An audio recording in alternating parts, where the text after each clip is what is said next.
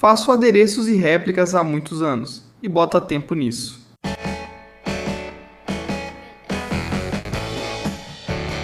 É realmente louco pensar o quanto eu evoluí. Quando eu era criança, fiz esse capacete do Homem de Ferro de papel machê. Depois acabei passando a usar papelão e resina. E agora levamos as coisas para outro nível com a ajuda, da impressão 3D. Impressão 3D. Isso mesmo. Se você acompanha o canal há muito, sabe que esse termo é quase proibido aqui. Há 5 anos, quando fiz o capacete do Homem de Ferro, já disse isso. Ao longo dos anos, muitas pessoas talentosas fizeram capacetes do Homem de Ferro na internet, geralmente usando servos, programação, eletrônica e impressoras 3D, mas esse não é o meu estilo. Isso não envelheceu bem. Eu fazia questão de dizer que esses projetos não envolviam impressão 3D, ostentava isso com orgulho. O que mudou? Naquela época, para ser sincero, impressão 3D parecia um hobby de nicho, algo que só havia em um canto do Reddit. Desculpa se te ofendi. Mas agora, a impressão 3D é tão onipresente e está muito mais barata, rápida e fácil do que nunca. E esse é o principal motivo pelo qual eu passei a gostar cada vez mais do hobby de impressão 3D.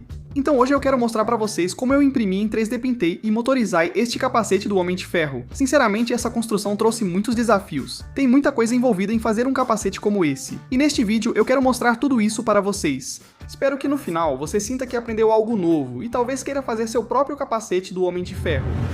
Beleza, primeiro de tudo, vamos abrir o notebook para podermos baixar os arquivos STL. Eu comprei os arquivos STL neste site chamado Wireframe. Agora você pode comprar o traje completo do Mark 47 ou pode comprar só o capacete, que é mais barato, claro. Comprei o traje inteiro porque talvez eu queira fazer o traje completo depois, mas é um compromisso grande, então não prometo nada. Talvez eu faça ou não, então fique ligado para descobrir. Agora que baixei meus arquivos STL, o próximo passo é baixar o Bamboo Studio, o slicer que usaremos. Depois que isso for baixado, podemos abrir o aplicativo Bamboo Studio, criar um novo projeto e então arrastar esses arquivos STL para o Bamboo Studio. Para imprimir o capacete no tamanho certo, precisamos descobrir qual medida usar, é aí que eles entram. Esses são taquímetros para cosplay disponíveis no MakerWorld do app Bamboo Hand. Se eu medir a parte mais larga da minha cabeça, você vai ver que dá cerca de 160 milímetros mais ou menos. Agora que sei a largura da minha cabeça, podemos ajustar o capacete. Vamos voltar ao Bamboo Studio. E se a gente clicar nesse botão de escala, podemos ver que a distância entre esse ponto vermelho e esse ponto vermelho é de 187 milímetros. Agora isso representa o diâmetro externo do capacete, mas se quisermos ir um passo além e medir o diâmetro interno do capacete, onde fica a abertura, podemos clicar nessa ferramenta de medição, que nos permite medir a distância entre quaisquer dois pontos. Como pode ver, o diâmetro interno é de cerca de 162 milímetros. Veja só, não precisaremos diminuir o capacete, afinal. Eu tenho uma cabeça bem pequena, então isso é novidade. Sabendo o quão pequena é a minha cabeça, imagino que algumas pessoas vão ter que aumentar o tamanho desse capacete. Uma boa forma de avaliar o encaixe do capacete é usar uma cabeça de manequim nas mesmas dimensões da sua, ou, melhor, um escaneamento 3D real da sua cabeça. Hora de preparar os arquivos 3D. Percebeu que essa peça está flutuando em um ângulo estranho? Bem, para corrigir isso, você pode clicar nesse botão de girar e girar manualmente, ou pode clicar no botão de assentar na face, que normalmente é o jeito que eu prefiro fazer. Esse botão exibe várias faces para você escolher e encaixar. Algumas peças devem ser impressas várias vezes ou espelhadas. Aqui está uma lista organizada para facilitar. De nada. Para criar uma cópia espelhada de algo, basta clicar com o botão direito, selecionar clonar, depois clicar com o botão direito de novo e escolher espelhar e vamos espelhar no eixo X. Pronto, feito. Com todas as peças organizadas na mesa. Ativarei os suportes e o restante ficará nas configurações padrão. São 20 arquivos STL para imprimir, mas felizmente tenho duas impressoras 3D que posso usar simultaneamente. O único problema é que são necessários 3 impressões separadas para este capacete. Se eu tivesse uma terceira impressora 3D agora, realmente...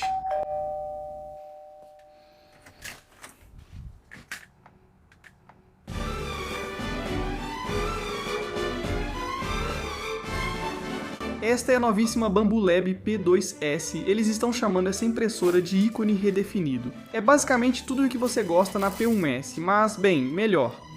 Desembalar e montar a impressora foi muito fácil, ela lembra um micro-ondas. É só tirar da caixa, ligar, parafusar algumas peças e já funciona bem. Então comecei a imprimir meu capacete do Homem de Ferro imediatamente. E a primeira melhoria que notei foi essa tela sensível ao toque grande e bonita, que claro, não tínhamos na P1S. Essa atualização era muito necessária e é um prazer usar. Você também vai gostar do design de bico de troca rápida. Agora leva 10 segundos para trocar em vez de 10 minutos. E tem a câmera HD. Sim, essa câmera com LEDs super brilhantes é ótima para time-lapse ou monitorar suas impressões em andamento. Para saber mais sobre a Bambu P2S, veja o link na descrição. Além disso, só para você saber, a Bambu Lab está fazendo uma grande promoção de Black Friday e alguns dos produtos deles estão com os menores preços de todos os tempos. Então, se você estava pensando em aproveitar, agora pode ser uma boa hora. O capacete se divide em duas partes unidas por ímãs. As instruções pedem para aquecer os furos onde vão os ímãs com ferro de solda e fixá-los. Sinceramente, não sei o que isso significa e acho que estragaria se tentasse. Então eu só usei uma faca para parar um pouco do PLA e depois colei os ímãs no lugar com super cola. E isso funcionou perfeitamente. A próxima coisa que precisamos fazer é encaixar essas peças de ouvido no capacete. No início, eu achei que eu estava ficando louco porque nada encaixava. Pensei que talvez eu tivesse configurado a escala errada quando mostrei como usar o botão de escala. Encontrei outra pessoa que fez esse capacete, dei zoom e vi que ela também aparou essa parte. Acho que não estou louco. Esses dois pedaços você vai ver para que servem já já. Primeiro, precisamos instalar os insertos de latão M3 5,7 x 4,6 para fixação por calor. Não me pergunte o que esses nomes e números significam, está assim nas instruções. Pedi na Amazon, deixa o link abaixo. Ajustei o ferro de solda para 400 graus Fahrenheit e derreti os insertos cuidadosamente nos buracos. Este é o braço auxiliar. Se você não sabe o que é um braço auxiliar, basicamente é o termo que as pessoas usam para se referir àqueles bracinhos que giram e ajudam a guiar a viseira para abrir e fechar suavemente. Esses parafusos giram nos insertos de latão que te mostrei antes. Viu como esse braço é curvado, quase em formato de S? Bem, a orientação realmente importa aqui, então você tem que garantir que essa peça vá deste lado e essa peça vá deste lado. Depois de fazer isso, podemos instalar essas peças no capacete. Então eu vou prender temporariamente a viseira na cúpula com fita. E se você olhar por dentro, vai perceber que esses pequenos encaixes aqui alinham perfeitamente com o braço auxiliar. Vamos lixar as superfícies para a cola aderir melhor. Antes de colar o braço auxiliar, vou apertar os parafusos até o fim. E então, a partir daí, solte-o cerca de uma volta completa. Isso porque, à medida que a viseira se abre, ela realmente aperta os parafusos. Então precisamos dar um pouco de folga para os parafusos. Essa parte aqui pode ser um pouco complicada porque você precisa garantir que a superfície inclinada esteja bem alinhada. Mas uma coisa que pode ajudar é olhar para o modelo 3D, isso vai te ajudar a visualizar melhor a orientação. Após entender, colei o braço auxiliar com super cola. No outro lado do capacete, não é necessário soltar os parafusos, pois ele gira na direção oposta. Ok, tenho que admitir, essa etapa foi mais difícil do que parecia. Precisei de várias tentativas para alinhar corretamente essa viseira. No começo ela ficava travando, ficava torta e tudo mais. Mas olha o que eu fiz. Então eu tirei a viseira e colei os braços assim. Assim eu consigo ver se está indo reto, porque você quer que esses braços se movam para cima e para baixo. Literalmente para cima e para baixo assim. Se ele ficar inclinado ou torto assim, é isso que vai te dar problemas. O problema do jeito que eu estava tentando fazer no começo é que eu tinha a viseira presa com fita assim. E quando você coloca a viseira, fica meio difícil ver em que ângulo essas peças estão sendo coladas. Então eu recomendo não fazer do jeito que eu mostrei antes. Só faça assim, com a viseira fora, que provavelmente vai ficar muito melhor. Nesse ponto eu percebi que a viseira estava meio que pegando aqui, como se não tivesse espaço suficiente. E aparentemente isso é algo meio comum com capacetes do Homem de Ferro. Então, sem problema, a gente pode simplesmente lixar e pronto. Este é o Alicia MKE Mini, um pequeno cérebro que controla o movimento da viseira. Alguns usam Arduino, o que é bom, mas a placa Alicia MKE Mini é mais rápida e fácil, pois não exige programação nem muita solda. É uma experiência plug and play simples. Falando nisso, vamos conectar os servos MG90S. Esses servos basicamente têm uma engrenagem pequena que gira, e é isso que vai mover fisicamente a placa frontal. Está vendo esses fios preto e vermelho? Bem, eles são para os olhos de LED. Quero que os olhos brilhem como no filme, então encomendei olhos de LED azul gelo para cosplay no AliExpress. Agora, dependendo de onde você está, talvez queira um frete mais rápido do que o da AliExpress, então você também pode encontrar esses olhos na Amazon. Mas da última vez que eu olhei, era literalmente tipo 4 vezes mais caro. Vou cortar o compartimento de pilhas para ligar os olhos de LED à Alicia MKE Mini. Isso ocorre porque a Alicia MKE Mini acende os olhos de LED quando a máscara está fechada e apaga quando está aberta. Tudo o que precisamos fazer é soldar os fios vermelhos juntos e os fios pretos juntos, então simplesmente torcemos eles juntos. Ah, e não se esqueça de colocar o tubo termo retrátil antes. Depois adicione fluxo, coloque a solda e finalize com um tubo termo retrátil.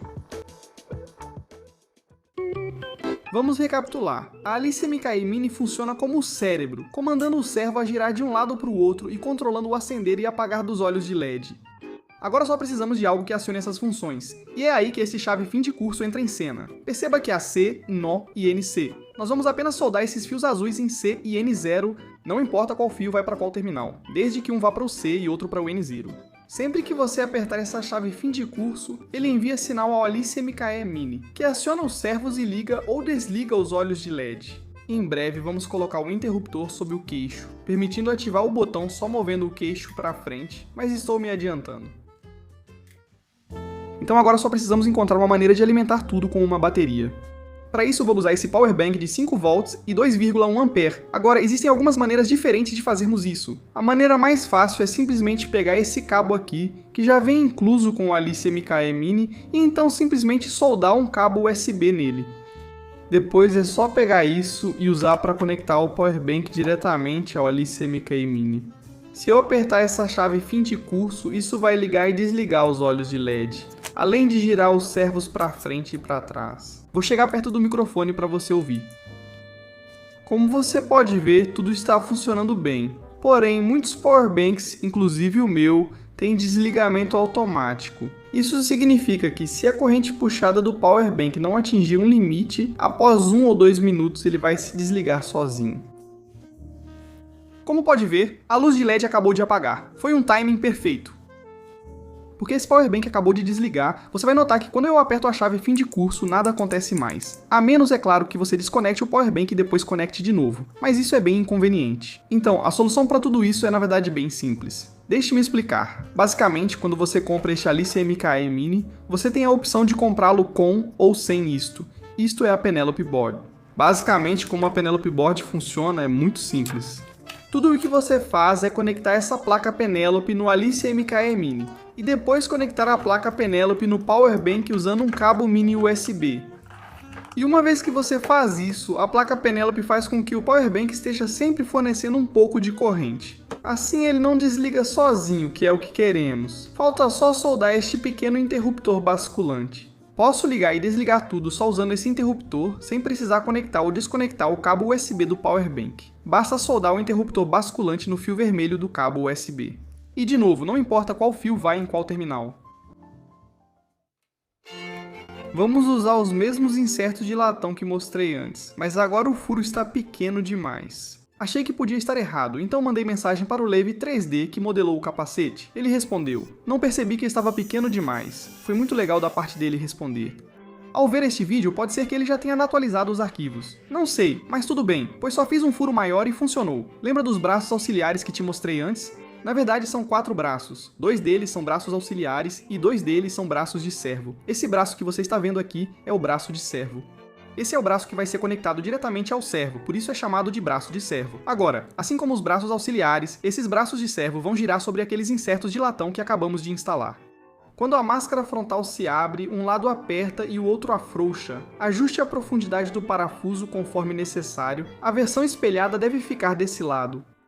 Não tenho certeza se isso importa, mas como os braços de servo não são simétricos, acredito que faz diferença. Junto com o seu servo MG90S, você vai encontrar um parafusinho e um bracinho aqui. E esse braço deveria encaixar nesse local aqui, mas de alguma forma ele não encaixou. Removi um pouco de material com meu Dremel e uma ponta de corte, o que resolveu o problema. Esse bracinho que acompanha o servo permite conectar a engrenagem ao braço impresso em 3D. Vamos apenas pegar os bracinhos que vieram com o servo, pois tem um encaixe dentado. Então você só precisa alinhar esse encaixe dentado com os dentes da engrenagem e depois apertar com o parafuso que veio junto com o servo. Agora repare como os braços estão posicionados em um certo ângulo ali, isso é muito importante. Você realmente precisa garantir que ele esteja exatamente nesse ângulo, e não deve ser tão difícil descobrir isso, porque você está alinhando um encaixe dentado com dentes de engrenagem, então só existem algumas posições possíveis para encaixar. Antes de colar no capacete, vou lixar um pouco as superfícies para a cola aderir melhor. Depois, vamos posicionar ali. Beleza, então eu não tinha certeza do que estava acontecendo aqui, então arranquei toda a peça para poder começar de novo. E depois de horas e horas tentando descobrir o que tinha acontecido e o que eu estava fazendo de errado, não estou brincando, isso tirou meu sono à noite. Finalmente percebi que simplesmente não havia espaço suficiente bem aqui. Então, só precisamos remover um pouco de material. E repare que estou lixando em um ângulo de 45 graus aqui. Isso é para que você não consiga ver do lado de fora que eu removi um pouco de material. Se eu soubesse que esse era o problema antes, teria economizado muito tempo. Então é isso, está vendo? Viu como agora temos muito mais espaço? Bom, agora posso colar tudo de volta no capacete e com sorte desta vez vai funcionar. Certo, consegui fazer isso abrir, mas... por algum motivo não fecha. Bom, na verdade acho que eu sei o motivo. Acho que é porque colei isso um pouco para frente demais.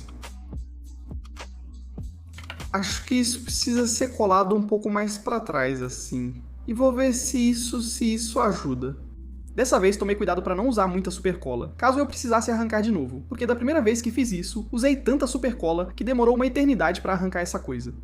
Sim, você pode adicionar mais cola depois de posicionar corretamente. Acho que agora funcionou. O único problema que tenho agora é que não fecha completamente, tá vendo? Tá vendo esse pequeno espaço aí? Tá vendo? Então, acho que o que preciso fazer é só adicionar um ímã para ele fechar direitinho e isso deve resolver. Estamos usando os mesmos ímãs de neodímio de 10 por 2 mm de antes e de fato eles foram a solução perfeita. Agora que adicionei os ímãs, a motorização realmente funciona perfeitamente. Tenho que dizer, chegar a esse ponto foi muito mais difícil do que eu esperava, especialmente por causa de toda aquela tentativa e erro pela qual tive que passar. O que apareceu na câmera foi só um resumo do que aconteceu, pois demorei alguns dias para descobrir como fazer funcionar. Sendo sincero, eu quase desisti de fazer esse capacete abrir e fechar. Teve um momento em que até pedi ajuda ao meu amigo Sean Crafts, e ele basicamente disse: "Bem, Sean, às vezes as impressoras 3D produzem resultados diferentes, então talvez você precise lixar ou aparar algumas coisas para encaixar direito." E ele disse que isso era normal. E sabe de uma coisa? Ele tinha razão, pois imprimi outro capacete para testar e dá para ver claramente que ficaram um pouco diferentes. Percebeu o pequeno desvio no primeiro capacete? Isso mostra que cada impressão é um experimento, e problemas que enfrento podem ou não ocorrer na sua montagem. De qualquer forma, às vezes a impressão 3D exige um pouco de resolução de problemas, mas se você persistir, tenho certeza de que vai conseguir resolver. E espero que algumas das coisas que compartilho neste vídeo te ajudem a chegar lá mais rápido. Agora posso iniciar o pós-processamento. Pós-processamento é um termo chique para transformar uma impressão 3D bruta, cheia de linhas de camada, em um produto final mais liso e refinado. Não vou lixar tudo agora, só as partes muito ásperas com lixa de 80. O resto será resolvido depois. Agora, nessa peça em forma de cúpula, você vai notar que tem bastante efeito escada bem aqui, e pode ser que você fique tentado a simplesmente lixar isso, mas o problema é que temos uma linha de detalhe bem aqui, e se a gente lixar, é bem provável que a gente acabe perdendo esse detalhe. Outra coisa que algumas pessoas podem pensar em fazer nessa situação é aplicar uma camada bem grossa de primer para preenchimento. Mas, de novo, se você fizer isso, vai acabar preenchendo esse sulco aqui, e isso dificulta preservar essa linha. Vamos usar um pouco de massa plástica Bondo. Esta é a parte A e esta é a parte B. Ao misturá-las, ocorre uma reação química, e você tem poucos minutos antes de endurecer. Depois que endurece completamente, fica muito duro, rígido e sólido, e você pode lixar para deixar liso. Vale mencionar que essa etapa poderia ter sido totalmente evitada. Tudo o que você precisaria fazer é especificar no Bambu Studio que você quer que o topo da cúpula seja impresso com uma altura de camada menor, e assim você não teria tanta textura. Mas talvez isso seja algo para considerar em uma impressão futura. Ok, você quer saber o que é chocante? Eu vejo tanta gente que imprime coisas em 3D regularmente, mas em vez de investir em um sistema HVLP, eles simplesmente gastam aquelas latas de spray de primer de enchimento de $20. Sinceramente, eu era assim antes porque eu nem sabia o que era primer de alto enchimento 2K, mas agora que eu sei o que é primer de alto enchimento 2K, eu realmente sinto que é meu dever compartilhar essa coisa que muda vidas com você, tudo bem? Sim, sei que um sistema HVLP custa mais no início, mas ao usar Primer 2K de alto enchimento, você vai ver como é muito mais rápido e econômico. Então, se você puder conseguir um sistema HVLP, eu realmente recomendo. E olha, eu não tenho nada contra usar spray, na verdade eu estou literalmente usando um aqui. Mas quando se trata de primer, o Primer 2K é simplesmente superior. Literalmente, basta uma camada de Primer 2K e depois uma passada de lixa com grão 320, e pronto, é só isso. Com o spray, seriam cerca de 100 aplicações e cada lata custa $20. Então, um salve para Off Earth 3D, que me apresentou o Primer 2K de alto preenchimento. Se você não faz ideia do que eu estou falando, tudo bem. Tudo o que você precisa saber é que a tinta cinza que acabei de usar é basicamente uma tinta bem grossa que preenche todas as linhas de camada e deixa tudo com um aspecto liso. Depois eu lixei com lixa de 320, e agora estou pintando todas as peças de preto. Por que estamos pintando todas as peças de preto? Você pergunta? Bom, esse capacete tem 3 cores diferentes: vermelho metálico, dourado metálico e cromo. Todas essas 3 cores exigem que você comece com uma superfície preta brilhante. Então, como você pode ver, para deixar as superfícies brilhantes, estou aplicando um verniz automotivo de 2 componentes. 2 componentes significa que são 2 produtos misturados. Então, assim como com o primer 2 componentes, nós misturamos na proporção de 4:1. E com esse verniz de 2 componentes é a mesma coisa. Nós também misturamos na proporção de 4:1. Algumas tintas têm uma proporção diferente, então é só conferir o que está escrito na lata. Algo que eu tive que aprender da maneira difícil é que o verniz de 2 componentes realmente tem uma vida útil bem curta. Comprei verniz de 2 componentes em grande quantidade para economizar, mas todo o endurecedor estragou e fiquei muito chateado. Mas estou só passando essa informação para você, caso alguém ache útil. Se você olhar de perto, vai ver que tivemos um pequeno escorrimento de tinta bem aqui, o que significa que aplicamos a tinta um pouco pesada demais e ela escorreu. Mas não é o fim do mundo, tem como consertar isso. Tudo o que precisamos fazer é lixar isso com uma lixa bem fina. E depois disso, vamos aplicar massa de polir e polir. Está vendo aquele pedacinho de fita crepe ali? Bem, ela está ali só para proteger a borda, porque se você passar um pouco de tempo demais aplicando pressão nessa borda, é muito fácil queimar o verniz. Como pode ver, já está ótimo após a massa de polir. Mas o último passo é aplicar o polidor, ainda mais fino, para restaurar o brilho. Infelizmente, eu me empolguei um pouco demais e acabei queimando um pouco bem ali. Dá pra ver que eu fiquei tempo demais naquele ponto, mas tudo bem, porque depois vamos envelhecer tudo isso de qualquer forma.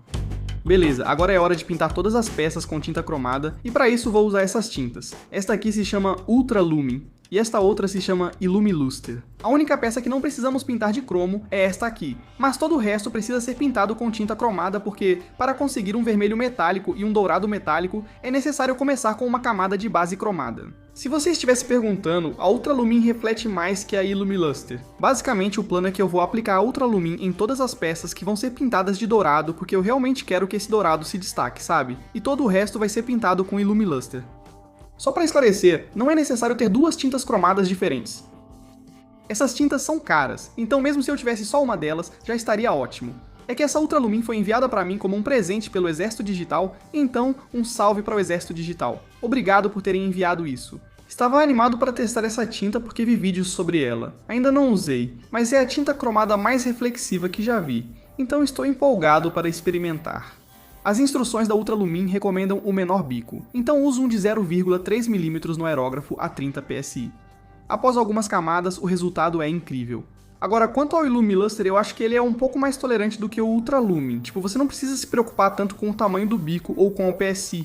Pelo menos na minha experiência, talvez eu esteja errado, mas eu acho que isso não faz tanta diferença no final. O Illumina Illumiluster seca ao toque quase instantaneamente, já o Ultra Lumin demora muito, e nem sei se seca totalmente. Mesmo assim, o resultado do Ultra Lumin é incrível. Para todas as peças que vão ser pintadas de vermelho, eu apliquei um pouco de látex líquido, onde eu queria que tivesse o efeito de tinta descascada. Basicamente, todas as áreas cobertas com látex vão continuar cromadas e parecer que estão descascadas.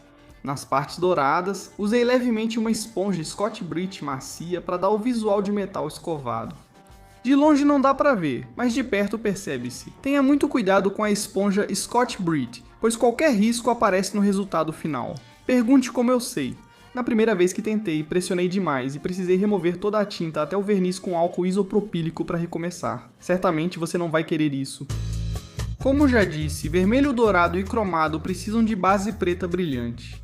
No caso do vermelho, esse vermelho não vai parecer metálico a menos que seja aplicado sobre uma superfície cromada, e o cromado não vai parecer cromado a menos que seja aplicado sobre o preto brilhante. Precisamos aplicar essas camadas nessa ordem, porque a tinta vermelha é muito fina e líquida. Por isso, aplique camadas leves e espere alguns minutos entre cada demão. Queria testar essas tintas douradas, mas o site não entrega no Canadá. Então perguntei à Imperial Surface se poderia pagar extra pelo envio, mas eles me enviaram como presente. Obrigado, Sanda Imperial Surface. Também agradeço a vocês por assistirem, pois nada disso aconteceria sem o público. Após testar 5 tipos de dourado, decidi ficar com este chamado Bullis.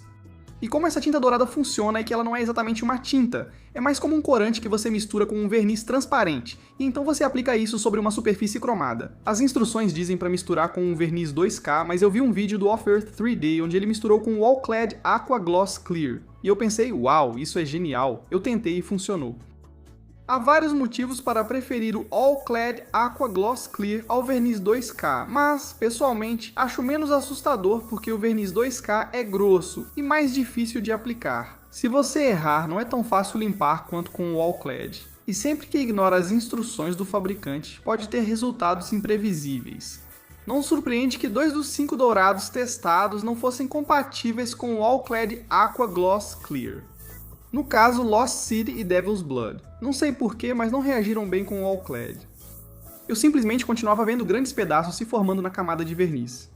E eu tentei fazer vários testes para ter certeza de que não era apenas erro do usuário, mas toda vez que eu fazia, eu tinha exatamente os mesmos resultados. A lição é sempre testar, principalmente ao fugir das instruções oficiais. Você sabia que Romanos 8:28 diz que Deus age para o bem de quem o ama em todas as coisas? Esse versículo diz que mesmo quando as coisas não saem como você planejou, quando você erra ou quando a vida te pega de surpresa, Deus pode transformar tudo para o bem se você deixar. Sabe de uma coisa? É parecido com o que ocorre com o capacete do Homem de Ferro enquanto envelhecemos ele. Ele tem várias imperfeições e alguns erros na superfície, como por exemplo, algumas partículas de poeira que ficaram presas na tinta ou pontos onde a oleosidade dos dedos contaminou a superfície, e até aquele lugar onde eu acidentalmente queimei o verniz mais cedo. Nada disso foi intencional. Foram só obstáculos no caminho. No fim, podemos usar essas imperfeições a nosso favor, incluindo-as no envelhecimento. Viu essa partícula de poeira aqui? Colocando um lascado de tinta ali, fica mais convincente, pois parece que está descascando. Ou lembra quando queimei o verniz aqui sem querer? Bom, isso acabou se misturando muito bem com o restante do envelhecimento e na verdade ficou bem legal porque dá um pouco mais de variedade. E assim como a superfície desse capacete, nossas vidas são cheias de erros e imperfeições. Mas o bonito é que Deus pode usar tudo isso para o bem. E eu digo tudo mesmo, se você permitir. Sabe, normalmente eu gosto de manter as coisas bem tranquilas e leves aqui no canal, mas vou compartilhar algo um pouco pessoal, se você permitir. Alguém muito próximo foi diagnosticado com câncer de pâncreas, um dos tipos mais assustadores. Nunca perdi alguém próximo antes, então essa notícia foi chocante. Por mais que eu queira que essa pessoa se recupere e tenha uma vida longa e saudável, também estou em paz, pois ela entregou a vida a Cristo há muito tempo. Então, mesmo que o tempo dela na Terra termine antes do que eu gostaria, eu sei que não é realmente o fim. O motivo de eu estar compartilhando isso com você é porque quero te lembrar que nosso tempo na Terra é curto. A pergunta mais importante que você pode fazer a si mesmo é: o que vai acontecer quando eu morrer? Muitas pessoas acham que nada acontece, ou dizem que não sabem o que acontece. Se for o seu caso, escute. Não quero que descubra de forma dolorosa que estava errado. O inferno é real, e quem não entregou a vida a Cristo está indo para lá. Sei que pode parecer estranho, mas sabe o que é mais estranho? Pensar que a Bíblia é corrompida, fabricada ou não confiável. Quero dizer, você realmente acha que é tão simples assim? Sério? Quero dizer, sério mesmo. Ou talvez você só não goste do que ela fala, sabe? Vamos lá. Eu sei que isso foi um desabafo e tanto, mas quero deixar com você João 3,16, que diz que Deus amou tanto o mundo que deu seu único filho, para que todo aquele que nele crê não pereça, mas tenha a vida eterna. Bem, depois que fiquei satisfeito com o desgaste, apliquei uma última camada de verniz 2K em todas as peças vermelhas, prateadas e douradas para finalizar. E só para recapitular, aqui estão todas as peças que temos. Então temos as peças vermelhas, as peças cromadas, aquela peça preta e as 2 peças douradas. Vamos tornar esta peça removível com ímãs. Não tenho certeza se o modelador 3D queria que essa peça fosse removível, pois isso não é mencionado nas instruções, mas suponho que esses furos servem para isso. O capacete só encaixa na minha cabeça se eu tirar essa peça. Agora vamos colar essas 2 partes assim. Acho que a peça mais fina deveria ser cromada, não vermelha, mas no fim isso não fez muita diferença, como você vai ver. Certo, agora vamos colar aquelas peças cromadas das orelhas na parte interna do capacete com um pouco de supercola. Vamos repetir isso com a peça preta do olho, colando-a atrás da placa frontal. É essencial segurar a placa frontal inclinada para evitar que a supercola escorra e apareça. Para os olhos de LED, usei uma pistola de cola quente de baixa temperatura. Sim, temperatura baixa, pois não queremos derreter o PLA. Agora podemos recolocar a placa frontal na domo. Então eu apenas parafusei os braços auxiliares de volta e coloquei um pouco de supercola em todos os 4 parafusos, porque eles podem soltar caso contrário. Além disso, tome cuidado para não colocar muita cola nos servos, caso você precise substituí-los no futuro. Vê essa peça dourada no queixo? A área de contato para a cola é pequena, então usaremos um adesivo mais forte que supercola, chamado 3D Gloopy. Pelo que entendi, esse adesivo derrete ou faz ligação química entre plásticos, por isso não pode haver tinta na superfície. É preciso raspar até o plástico cru para a cola funcionar. Ela age como cola de contato, aplica-se nas 2 superfícies e depois as pressiona juntas. Também usei 3D Gloopy nessas peças da bochecha pelo mesmo motivo. Agradeço ao 3D Gloopy por me deixar testar a cola. Eles enviaram um kit com 3D Gloopy e brindes. Salve para o 3D Gloopy. Agora eles fazem uma versão do 3D Gloopy para PTG, ABS e ASA. Tem opção para todos. Pensando em asa, agora que tenho minha Bambu P2S, talvez seja bom testar uma impressão com asa, já que a impressora é bem equipada para isso. Se você imprimir com asa, curiosidade, você pode fazer algo chamado alisamento com acetona, que é quando você coloca a sua peça impressa em 3D dentro de um recipiente fechado com um pouco de acetona dentro, e então os vapores da acetona meio que derretem e misturam as linhas das camadas. Assim você obtém uma peça lisa sem precisar passar primer nem lixar. Porém, ao imprimir com asa, a temperatura é bem mais crítica. Nisso, a P2S se destaca. Bem, eu já coloquei toda a eletrônica e os fios dentro do capacete agora, e fiz um pequeno teste de encaixe. E o capacete até encaixa, mas infelizmente essa placa traseira não encaixa no capacete enquanto minha cabeça está dentro. Acho que isso ocorre porque o conjunto de baterias ocupa muito espaço. Então acho que o que posso fazer é simplesmente remover uma das camadas, porque aqui você pode ver que tem 2 camadas de espessura. Vou simplesmente arrancar uma das camadas e isso deve me dar espaço suficiente para minha cabeça caber. E realmente, quando removi essa camada, minha cabeça teve espaço suficiente para caber e agora literalmente encaixa perfeitamente. O capacete parece um pouco grande por fora. Acho que é pelo meu porte pequeno, pois mesmo parecendo grande, fica apertado na minha cabeça.